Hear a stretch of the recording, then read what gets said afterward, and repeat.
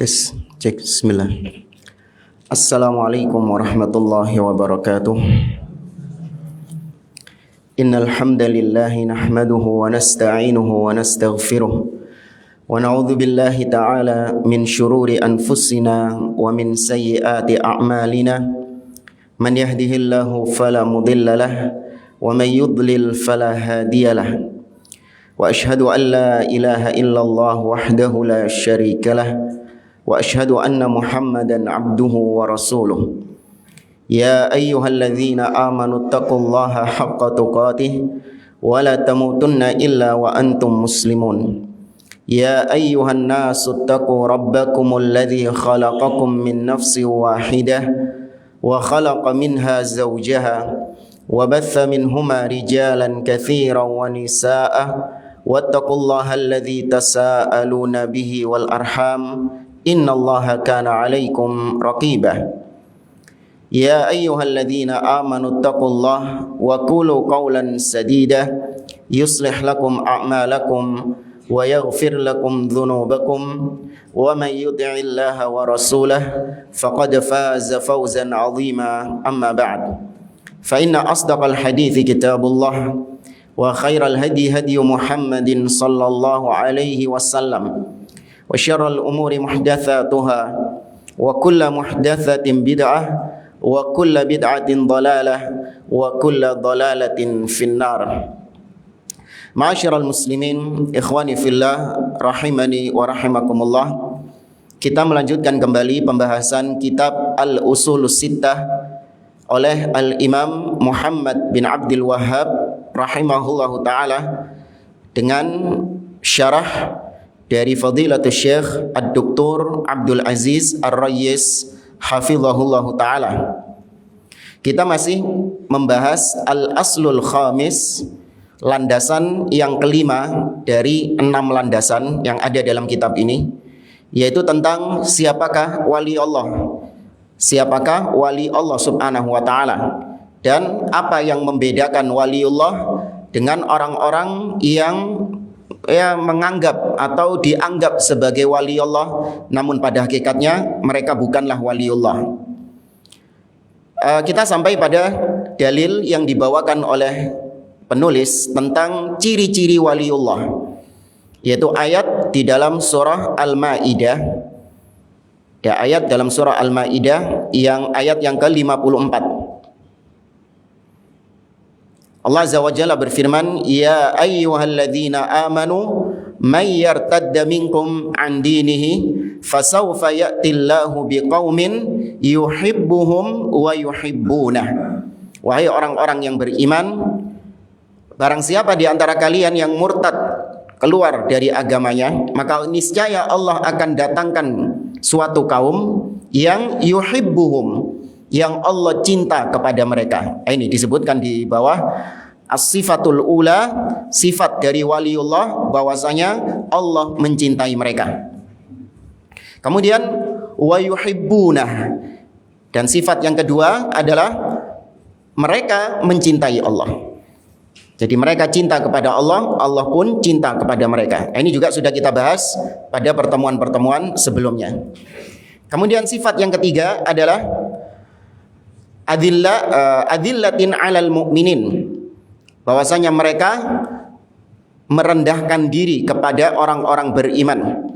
Ya, sesama orang-orang beriman mereka tawadhu, mereka tidak menyombongkan dirinya, tidak congkak, dan yang semisal dengannya. Ini juga sudah kita bahas. Nah, kita masih membahas tentang sifat yang keempat dari ayat ini, yaitu a'izzatin alal kafirin. Ciri waliullah adalah berwibawa di hadapan orang-orang kufar, orang-orang kafir. Ya, pada pertemuan yang lalu disampaikan oleh pensyarah kitab ini, yaitu Syekh Abdul Aziz Ar-Rayyis, yaitu tentang akidah al-wala wal bara. Wajib bagi setiap mukmin membenci orang-orang kafir karena kekafirannya. Itu harus ada di dalam diri kita, bahwasanya orang-orang kafir adalah orang-orang yang kita benci. Kita nggak ridho dengan agama mereka, kita nggak ridho dengan kesyirikan mereka, kita nggak ridho dengan kekufuran mereka. Jangankan orang kafir, pelaku maksiat saja nggak suka kita dengan dia. karena kemaksiatan yang dia lakukan. Maka apalagi dengan orang-orang kafir, karena kemaksiatan dan kekafiran, mana yang lebih parah? Kekafiran. Maka lebih kita membenci orang-orang kafir daripada kebencian kita kepada pelaku-pelaku maksiat. Tapi kita lanjut di sini, kata Syekh, wa mimma yu'safu lahu anna katsiran minal muslimin qad dzaba ma'al kafirin fala ya'taqidu adawatahum bal wa yatasahalu ma'ahum ghayatat tasahul. Kata beliau, dan di antara hal yang sangat disayangkan dari sebagian atau bahkan kebanyakan kaum muslimin, bahwasanya mereka ini tidak ada kebencian kepada orang-orang kafir. Ya, tidak ada permusuhan, tidak menanamkan kebencian dalam dirinya kepada orang-orang kafir. Bahkan mereka bermudah-mudahan dengan orang-orang kafir. Wasyari'atu syaddadat fi dzalik. Padahal syariat sangat kencang dalam masalah ini. Orang-orang kafir wajib untuk dibenci, wajib ada permusuhan, tidak boleh ada ukhuwah, tidak boleh ada persaudaraan antara kita dengan orang-orang kafir. Rawal Imam Muslim an Abi Hurairah radhiyallahu an anna Nabiy sallallahu alaihi wasallam qala. Diriwayatkan oleh Imam Muslim dari Abu Hurairah radhiyallahu taala anhu, Nabi sallallahu alaihi wasallam bersabda, "La tabda'ul yahuda wan nasara bis salam." Jangan kalian memulai salam kepada orang Yahudi dan orang-orang Nasara. Wa idza laqitum ahadahum fi tariqin fattarruhum ila adyaqihi. Dan apabila kalian berjumpa dengan salah seorang di antara orang-orang kafir, maka pojokkan dia ke jalan yang paling sempitnya. Ya, bukan berarti kita apa istilahnya, kita nggarai ya. Enggak, tapi di sini syariat memberikan penjelasan kepada kita bahwa kita harus berwibawa, enggak boleh ada melembek kepada orang-orang kafir, ya sungkan-sungkanan, ya kemudian jilat kepada mereka, enggak enakan kepada orang kafir sehingga kita malu menampakkan keislaman kita kepada mereka. Enggak. Ya, harus berwibawa di hadapan orang-orang. Harus ada dalam diri kita bahwa kaum muslimin lebih mulia daripada orang-orang kafir. Ai la taftahu lahumut tariq li'annahum kuffar. Kata beliau, jangan bukakan bagi mereka jalan karena mereka adalah orang-orang kafir. Fahada aslun azimun yanbaghi an nastash'irahu wa an nastahdirahu wa an nanshurahu bainan nas. Ini adalah landasan beragama yang sangat agung, yang wajib untuk kita munculkan dalam diri kita masing-masing, dan wajib untuk kita sebar akidah ini di antara manusia. Wa huwa adawatul kafirin li'annahum kuffar, yaitu memusuhi orang-orang kafir karena kekafiran mereka. Ya, sudah berlalu dalil-dalilnya, di antaranya firman Allah dalam surah Al-Mumtahanah, qad kanat lakum uswatun hasanatun fi Ibrahim walladzina ma'ahu id qalu liqaumihim inna bura'a'u minkum wa mimma ta'buduna min dunillah kafarna bikum wa bada bainana wa bainakumul adawatu wal baghdha'u abadan hatta tu'minu billahi wahdah. Sungguh telah ada suri tauladan yang baik pada diri Nabi Ibrahim dan nabi-nabi yang setelah beliau. Ketika para nabi ini mengatakan kepada kaumnya, sesungguhnya kami berlepas diri dari kalian dan kami berlepas diri dari apa yang kalian sembah selain Allah. Kafarna bikum. Kami menganggap perbuatan kalian adalah perbuatan kafir, perbuatan kufur.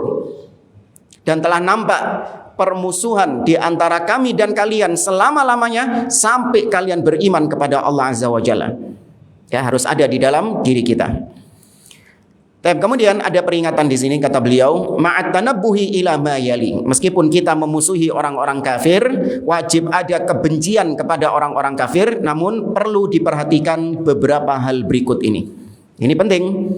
Ya, karena setelah kita jelaskan supaya kita ini proporsional dalam menjalankan akidah al-wala wal bara'. Tidak bermudah-mudahan seperti orang-orang liberal dan tidak pula ekstrim seperti orang-orang khawarij. Tapi pertengahan, ahlus sunnah senantiasa pertengahan di antara ahlul bid'ah. Tapi ini peringatan, kata beliau, al-amrul awal, peringatan yang pertama, annahu la yajuzul i'tida'u alaihim idza kanu ahla ahdin. Tidak boleh menyakiti mereka apabila mereka ini adalah orang-orang kafir yang sifatnya kafir yang punya perjanjian damai dengan kita. Yang nggak boleh berbuat jahat kepada mereka, istilahnya menjahati mereka, ya, atau mendolimi mereka, nggak boleh. Wa aktsarul kuffaril yauma ahlu ahdin, dan memang kebanyakan orang-orang kafir yang ada di zaman kita sekarang itu kebanyakan mereka sifatnya adalah ahlu ahdin, yaitu orang kafir yang punya perjanjian damai dengan kita. Tapi kalau kita mau perinci jenis-jenis orang-orang kafir,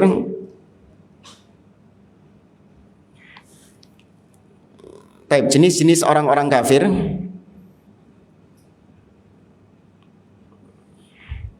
yang pertama adalah kafir al-mu'ahad. Al-mu'ahad. Al-mu'ahad artinya adalah orang-orang kafir yang negeri mereka dengan negeri kita itu ada perjanjian damai. Ya, ada perjanjian damai antara negeri kita dengan negeri mereka. Maka nggak boleh ketika mereka datang ke sini kemudian kita ganggu, kita zalimi, ya, kita rampas hak-haknya, atau bahkan naudzubillah kita tumpahkan darahnya, haram. Ya, kemudian yang kedua adalah kafir ahludz zimmah, yaitu orang-orang kafir yang hidup bertetangga dengan kita di negeri kita sekarang. Kita punya tetangga kafir, hidup bertetangga dengan kita, maka nggak boleh dizalimi, nggak boleh dirampas hak-haknya. Bahkan boleh tolong menolong dengan mereka, berbuat baik kepada mereka, hanya sebatas urusan-urusan apa? Urusan-urusan duniawi. Sebagaimana hadis dari Abdullah bin Amr ibnul As, beliau pernah suatu ketika, ya, Abdullah anaknya Amr ibnul As, yang pernah kita kisahkan umurnya sama Amr berapa tahun selisihnya? 10 tahun atau 11 tahun. Ya, bapak sama anak selisih usianya 10 tahun, 11 tahun. Ini Abdullah bin Amr ibnul As pernah suatu ketika menyembelih sesembelihan. Kemudian beliau membuat makanan dari sesembelihan itu dan memerintahkan kepada budak-budaknya, kepada pembantu-pembantunya untuk membagikan makanan tersebut kepada tetangga-tetangganya, meskipun tetangganya Yahudi. Pembantu-pembantunya heran, Yahudi kok dikasih juga? Iya. Sembari Abdullah meriwayatkan sebuah hadis dari Nabi SAW, Nabi bersabda, "Mazala Jibril yusini bil jar hatta dhanantu annahu sayuwarrithu." Jibril, kata Nabi, senantiasa mewasiatkan kepadaku untuk berbuat baik kepada tetangga, sampai-sampai aku mengira tetangga itu nanti bakal dapat apa juga? Dapat warisan juga. Saking seringnya Jibril mewasiatkan kepada Nabi untuk berbuat baik kepada tetangga meskipun kafir. Ini dalam perkara-perkara duniawi boleh, namun tidak dalam perkara-perkara akidah, perkara agama, nggak boleh dibantu. Harus barok, berlepas diri, tidak mensupport, tidak mendukung, wa hatta mengucapkan selamat, enggak. Kemudian yang ketiga adalah kafir al-musta'man. Kafir al-musta'man, yaitu orang-orang kafir dari negeri yang orang-orang kafir dari negeri yang enggak ada hubungan damai dengan kita, atau bahkan dia dari negeri musuh. Dia datang dari negeri musuh, kemudian datang ke negeri kaum muslimin, tapi dikasih jaminan keamanan sama ulil amri, sama penguasa. Dikasih jaminan keamanan. Dengan dia seperti sekarang bayar pajak, visa dan yang lainnya, dia masuk ke negeri kita mendapatkan jaminan keamanan, meskipun dia datang dari negeri musuh. Maka ini juga nggak boleh ditumpahkan darahnya, nggak boleh dizalimi, nggak boleh diganggu. Kemudian yang keempat barulah kafir al-harbi, yaitu kafir yang memerangi kaum muslimin.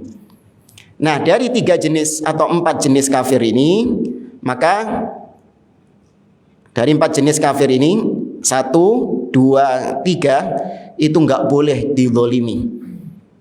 Yang 1, 2, 3 tadi nggak boleh dizalimi, nggak boleh ditumpahkan darahnya. Yang boleh adalah kafir harbi, yang memang dalam kondisi perang. Orang-orang yang datang memang memerangi kaum muslimin. yang merampas negeri-negeri kaum muslimin. Itu yang boleh untuk ditumpahkan darahnya. Adapun selain itu nggak boleh.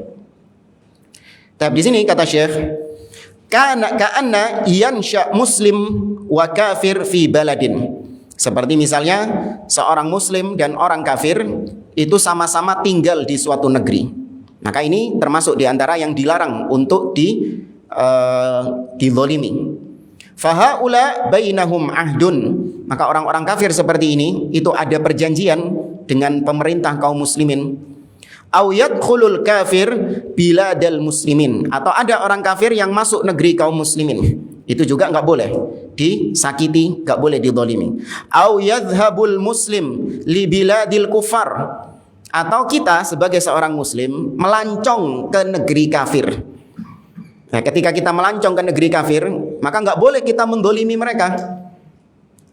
Fahaula ahlu ahdin fala yajuzu an yu'tada alaihim. Mereka adalah orang-orang yang punya perjanjian damai dengan penguasa kaum muslimin, maka tidak boleh mendolimi mereka atau menyakiti mereka. Wa qatluhum kabiratun min kabairidz dzunub. Membunuh mereka itu termasuk di antara dosa-dosa besar. Maka dari sini jelas nampak kekeliruan orang-orang yang membunuh orang-orang kafir. Seperti kelompok teroris. Mereka menumpahkan darah orang kafir tanpa hak. Ngebom. Nah, ini jelas nampak. Itu menyelisihi petunjuk agama. Menyelisihi petunjuk Nabi SAW yang melarang kita untuk memerangi, mendolimi orang-orang kafir yang punya perjanjian damai. Masalahnya mereka ini orang-orang yang terpengaruh pemikiran-pemikiran terorisme. Mereka menganggap bahwa tidak ada namanya kafir zimmi, kafir musta'man, kafir mu'ahad. Itu nggak ada kata mereka. Semua kafir yang ada di negeri ini itu adalah kafir harbi. Wajib ditumpahkan darahnya. Mereka punya dalil? Punya. Ya, jangan dianggap mereka ngomong-ngomong kayak gitu. Ahlul bid'ah berbicara tidak memiliki dasar dalil. Mereka punya dalil. Ini di antara dalil mereka ayat di dalam surah At-Taubah. Qatilul ladzina la yu'minuna billahi wala bil yaumil akhir. Surah At-Taubah ayat 29.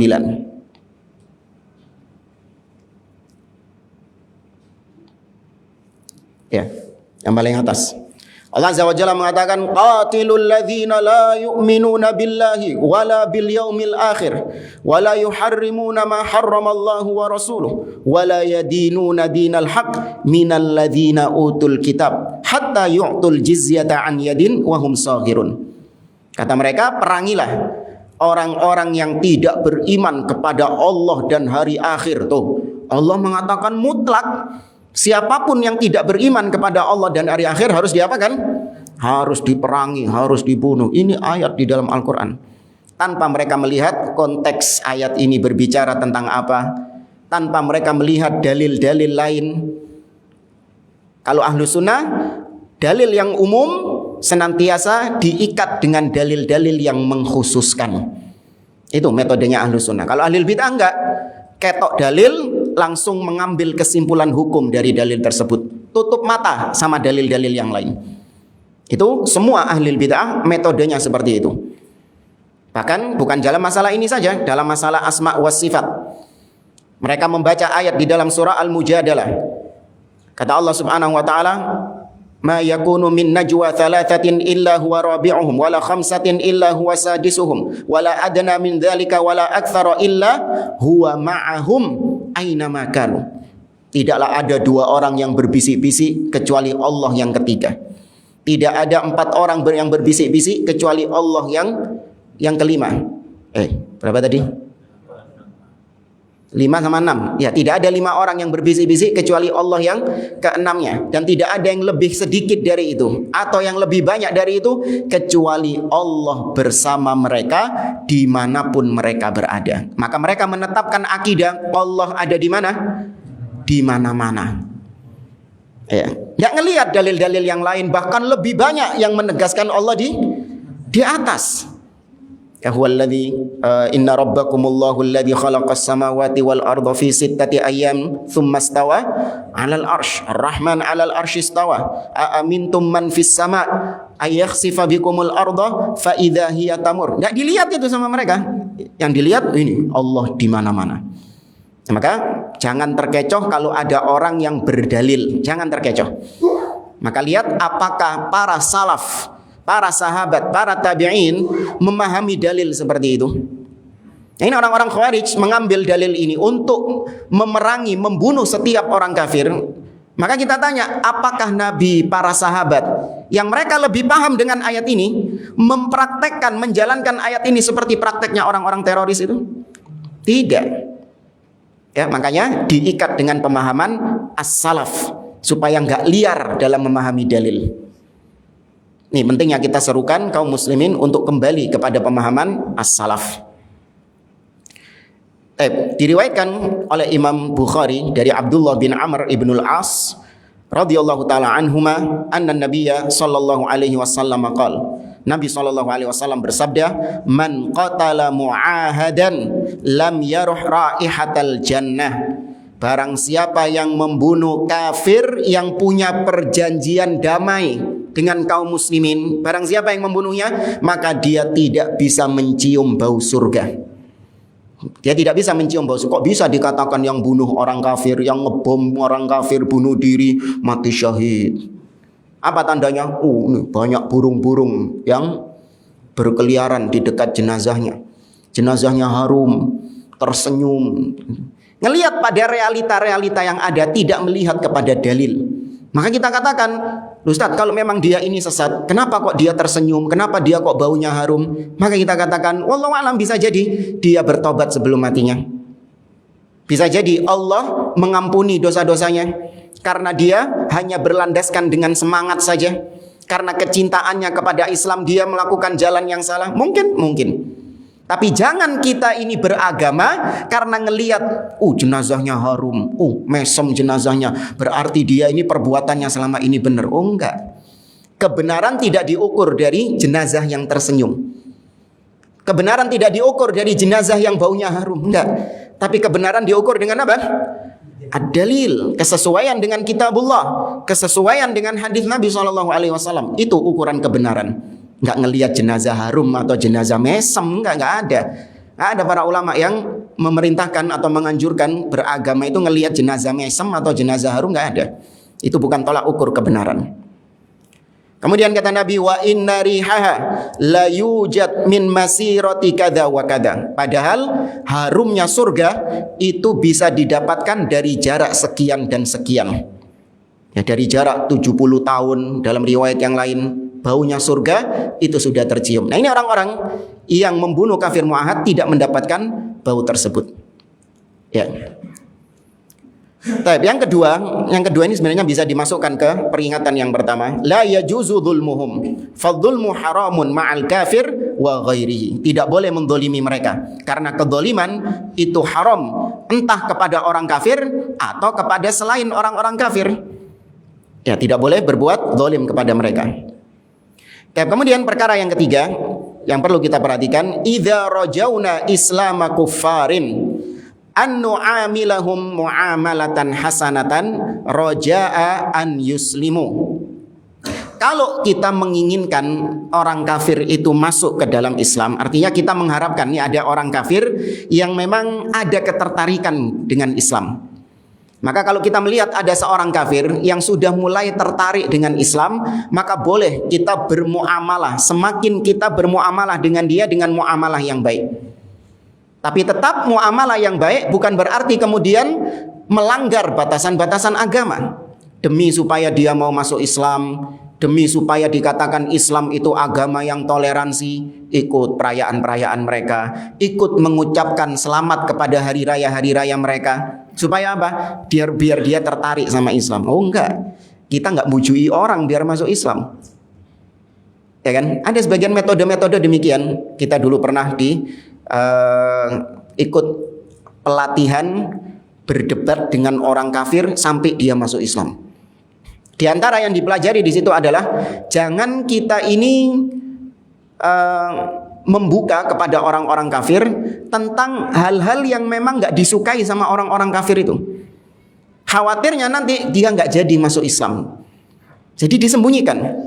Seperti kita menyembunyikan tentang syariat-syariat perintah untuk melaksanakan sholat. Nanti kalau langsung kau beritahukan sholat itu wajib, orang kafirnya merasa berat. Ya kan? Nanti kalau langsung kau beritahukan bahwasanya zina itu haram, khamr itu haram, ini orang kafirnya nanti akhirnya takut masuk Islam karena dia masih suka dengan hal-hal yang haram itu. Ya maka nggak usah dikasih tahu dulu hal-hal seperti itu. Biar dia masuk Islam terlebih dahulu, atau bahkan dimanipulasi dulu, nggak apa-apa. Naudzubillah, nggak apa-apa. Kalau masuk Islam nanti masih bisa minum khamr. Ya dengan tujuan apa? Wis pokoknya melbu Islam dhisik. Nah, ada, kita nggak dituntut seperti itu jamaah. Dalam berdakwah kita nggak dituntut memaksa bagaimana supaya dia masuk Islam, enggak. Sampaikan saja yang hak itu hak, yang halal itu halal, yang haram itu haram, yang kewajiban itu kewajiban, sampaikan. Urusan dia terima atau tidak, hidayah di tangan Allah Azza wa Jalla. Ya. Maka kembali ke sini, kalau kita ingin orang kafir masuk ke dalam Islam, ada ketertarikan dengan Islam, maka kita bermuamalah dengan dia dengan muamalah yang baik. Lakinnal muamalatal hasanah syai'un wa bughduhum fil qalbi syai'un akhar. Namun perlu ditekankan, ketika kita berbuat baik kepada mereka, tetap hati kita itu enggak suka dengan kekafirannya jamaah. Ini dua hal yang berbeda. Jangan disatukan. Oh, berarti kalau kita muamalah baik sama dia, hati kita itu harus ridho dengan kekafirannya. Gitu? Enggak harus. Ya, hati kita wajib tetap membenci kekafirannya. Namun muamalah kita dengan dia muamalah yang baik. Muamalah yang baik itu pun harus sesuai dengan koridor apa? Koridor syariat, bukan sesuai dengan hawa nafsu kita, enggak. Wa i'zazul muslim dunal kafir syai'un akhar. Demikian juga memuliakan orang kafir di atas memuliakan orang muslim di atas orang kafir itu juga hal yang lain lagi. Jangan dicampur adukkan.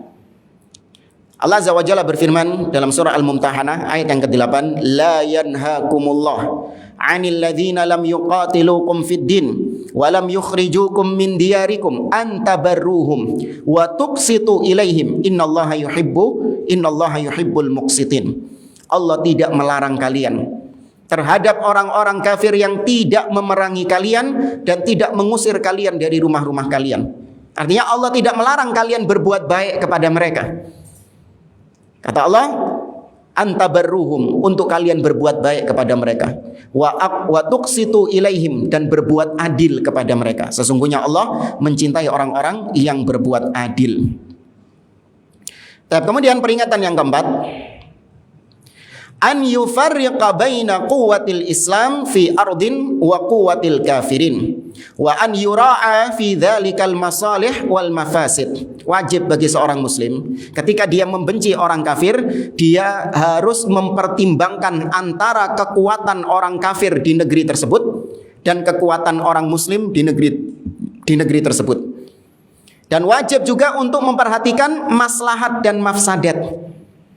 Ya, tadi ayat-ayat yang hadis-hadis yang kita praktekkan, apabila kalian bertemu dengan orang kafir, maka pepet dia sampai ke tempat yang paling sempitnya. Nah, itu harus ditimbang dengan maslahat dan mafsadat. Ditimbang antara kekuatan kaum muslimin di negeri tersebut dengan kekuatan orang kafir di negeri tersebut. Kata beliau, fal aslu huwa adawatuhum. Ini yang perlu diperhatikan, secara asal wajib untuk membenci mereka. Ini sudah nggak bisa ditawar-tawar ini. Baik kaum muslimin dalam kondisi kuat atau kaum muslimin dalam kondisi lemah, tetap harus ada kebencian dalam diri kita, ketidaksukaan terhadap orang-orang kafir. Hadza amrun qalbi. Nah, ini perkara hati. Kebencian ini perkara hati. Nanti urusan kebencian ini ditampakkan atau tidak, nah itu baru menimbang maslahat dan mudarat. Ya, tapi urusan hati nggak ada urusan dengan maslahat dan mudarat. Emang ngefek jamaah? Kalau kita membenci orang-orang kafir, apakah ngefek bagi kita? Nggak ngefek dalam kehidupan kita. Kita membenci fulan, nggak ngefek. Ini perkara hati. La yajuzut tanazul fihi. Nggak boleh kita menghilangkan ini atau melembek dalam masalah ini. Tetap harus ada kebencian dalam hati kita. Kemudian fala yajuzu an na'taqida sihhata adyanihim wala ukhuwatahum wala ghaira dzalik. Kita tidak boleh meyakini benarnya agama mereka, Ya, kita nggak boleh meyakini bahwa agama mereka itu benar.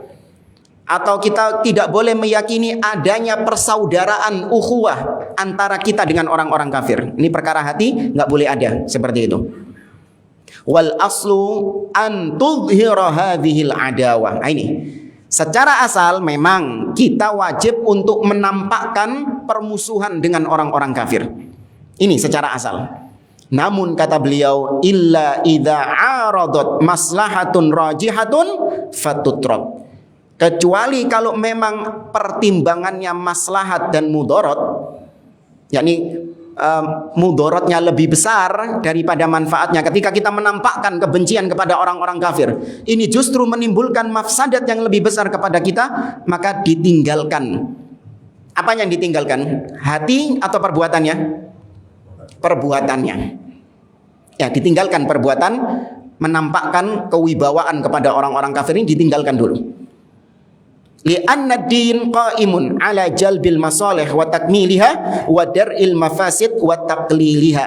Karena agama, perkara apapun pasti dibangun di atas dua pondasi, yaitu mendapatkan maslahat atau menyempurnakan maslahat meskipun belum dapat maslahatnya, tapi OTW menuju maslahat, atau menghilangkan mudarat dan meminimalisir mudarat tersebut. Ya, pasti ada dua hal ini. Mendapatkan manfaat atau menyempurnakan manfaat, menghilangkan mudarat atau memperkecil mudarat. Ya.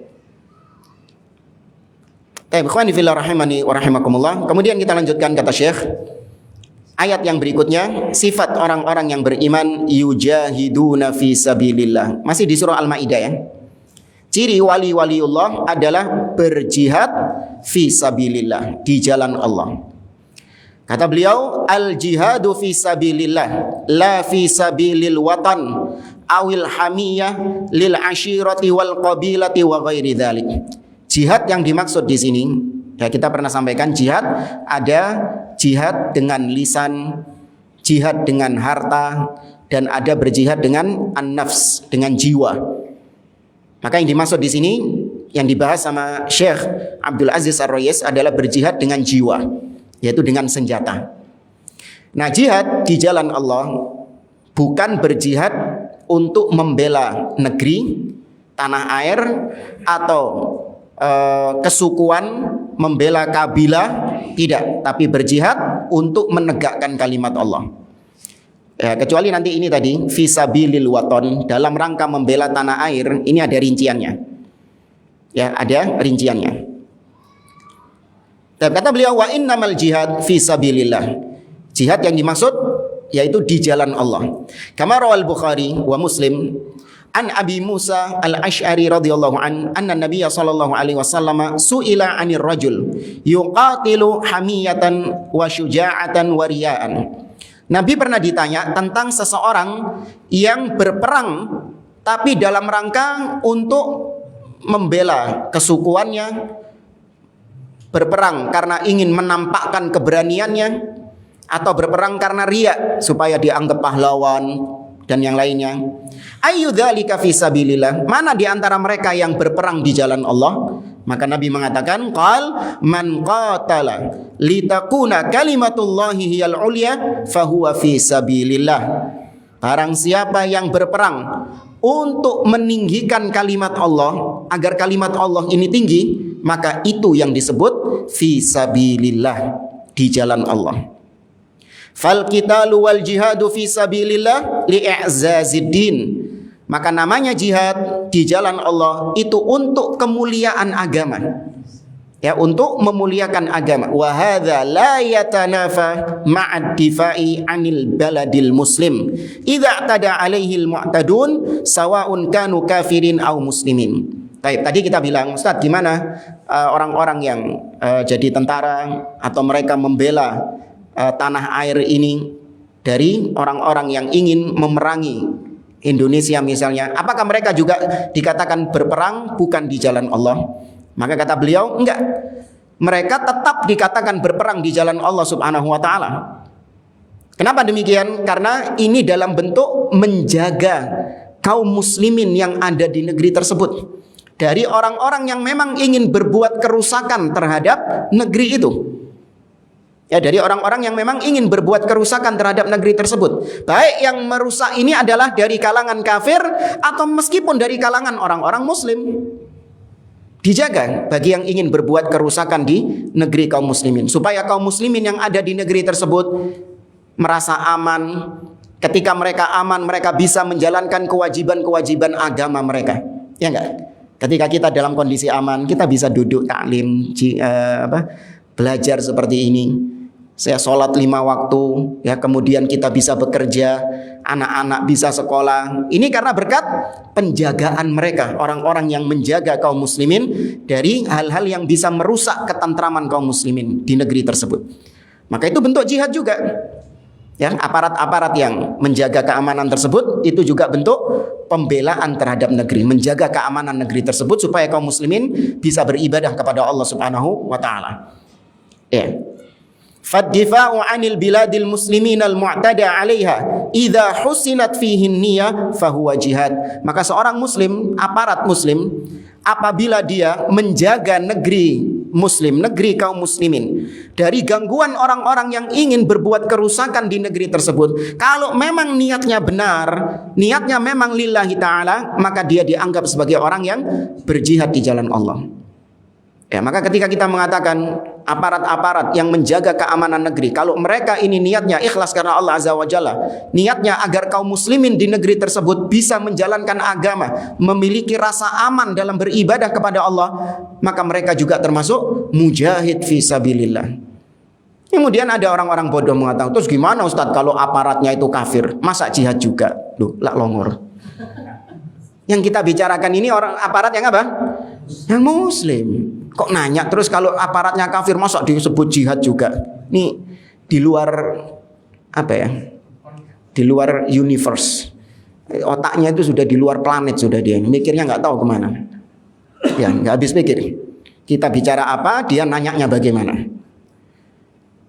Baik, kama qala subhanahu, sebagaimana Allah Azza wa Jalla berfirman dalam surah Al-Hujurat, wa in ta'ifatani minal mu'minina iqtatalu fa aslihu bainahuma fa in baghat ihdahuma 'ala al-ukhra faqatilul lati tabghi hatta tafi'a ila amrillah. Kata Allah, apabila dua kelompok dari orang-orang mukmin, ini perhatikan konteks kita yang berperang di sini siapa?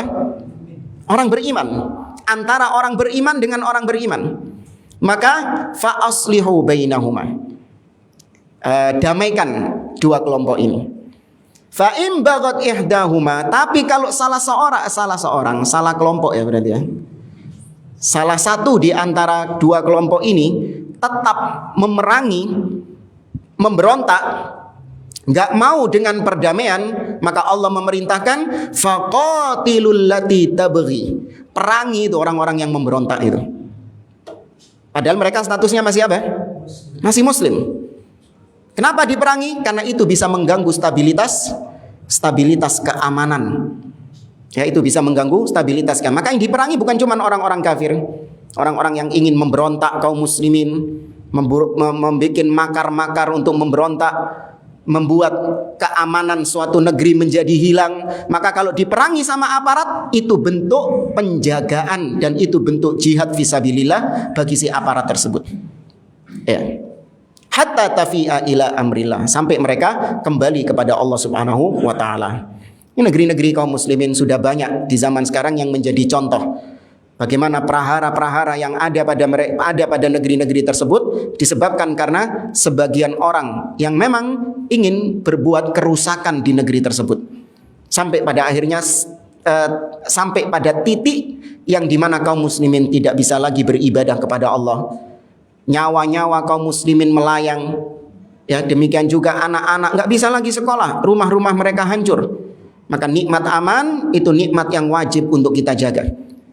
Segala hal yang bisa merusak keamanan wajib untuk dihentikan.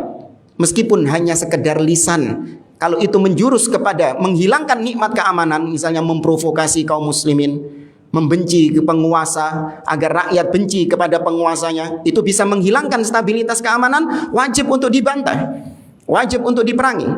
Nikmat aman, nikmat yang lebih besar daripada nikmat makanan jamaah. Ya, apa manfaatnya kita punya makanan yang enak-enak, rumah yang megah, bojo papat, tinggal di negeri yang lagi carut marut. Ya bang, tinggal di Suriah sana. Bojoe papat tuh. Omai gede, panganannya enak-enak. Ya, tinggalnya di negeri Suriah sana. Makanya Nabi Ibrahim ketika minta kepada Allah, yang pertama kali diminta adalah Rabbi ja'al hadza baladan amina. Ya Allah, jadikan negeri ini negeri yang aman. Baru kemudian Nabi Ibrahim berdoa, warzuqhum minas tsamarat, dan berikan nikmat berupa makanan-makanan kepada mereka. Yang diminta sama Ibrahim pertama kali adalah nikmat aman. Ya, nikmat keamanan. Kemudian kata beliau, lakin law hasala qitalun baina duwalin li ajli dunya fala yajuzu li ahli al-imani wal islam an yakhudu fi mithli hadha. Namun apabila terjadi peperangan antara negeri satu dengan negeri yang lain, tujuannya adalah untuk tujuannya untuk mencari dunia. Masalah-masalah dunia, misalnya ini negeri berperang dengan negeri yang lain untuk memperebutkan tambang emas misalnya, ya, atau untuk memperebutkan minyak, ya, tempat yang disinyalir itu tambang minyak di situ. Berperang hanya tujuan untuk apa? Untuk masalah-masalah duniawi. Maka kata beliau, bagi orang-orang yang beriman tidak boleh ikut dalam peperangan tersebut. Ya, tidak boleh ikut dalam peperangan tersebut. Hadza bi khilafil qital li ajli i'la'i kalimatillah. Ini berbeda kalau perangnya itu memang untuk meninggikan agama Allah. Ya, untuk memuliakan agama Allah, kalimat Allah. Fala qitala li hizbiyyah wala li ghairi dzalik wa innamal qital li i'la'i kalimatillah. Maka tidak boleh ada peperangan karena membela ormas, membela kelompok, membela golongan, membela suku, tidak. Tapi perang murni karena meninggikan kalimat Allah Subhanahu wa taala. Ikhwani fillah rahimani wa rahimakumullah, berkaitan dengan jihad ada beberapa hal-hal yang beliau sampaikan juga tentang masalah jihad. Di antaranya yang pertama kata beliau, annal jihad fi syariah masyru'un min babil wasail lal ghayat. Ini kaidah yang penting yang membedakan kita dengan orang-orang yang setiap hari teriaknya adalah jihad, jihad, jihad. Bahkan mereka mengatakan al-jihadu ghayatuna. Jihad adalah tujuan kami, jihad adalah tujuan kami. Ini kalimat yang keliru. Jihad itu adalah wasilah, bukan tujuan. Apa tujuan jihad tadi? Ini tujuan jihad ini. Untuk meninggikan kalimat Allah. Kalau kalimat Allah ini tinggi, apakah jihad masih disyariatkan? Tidak diperlukan. Ya, jihad itu untuk memuliakan agama. Ketika agama sudah mulia, maka tidak disyariatkan jihad. Ya, ibarat seperti misalnya gini jamaah. Ini penjelasan lebih dalam insya Allah nanti pada pertemuan berikutnya. Saya belajar Al-Quran. Membaca Al-Quran dengan baik dan benar.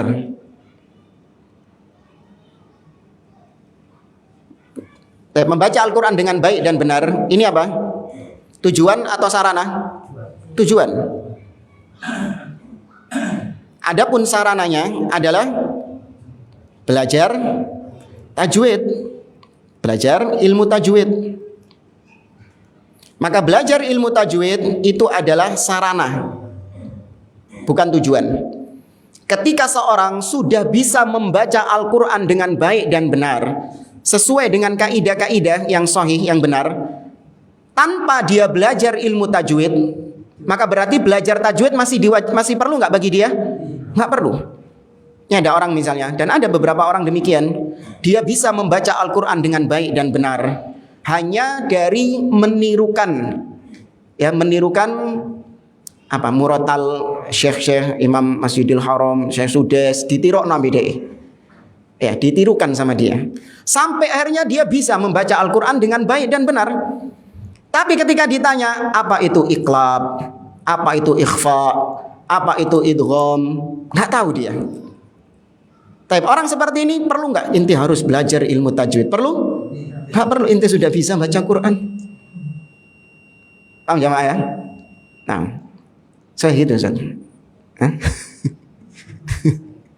Ya apa kalau ada orang sudah bisa baca Quran dengan baik dan benar, tapi dia nggak tahu ikhfa itu apa, iklab itu definisinya apa, gitu.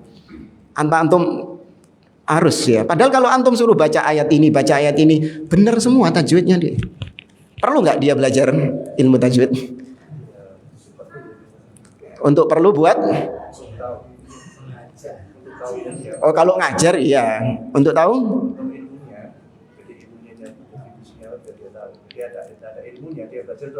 Belajar ada ilmunya, jadi dia paham. Tapi kalau dari sisi bacaan Qur'annya, cukup nggak untuk dia membaca Al-Quran dengan model demikian itu?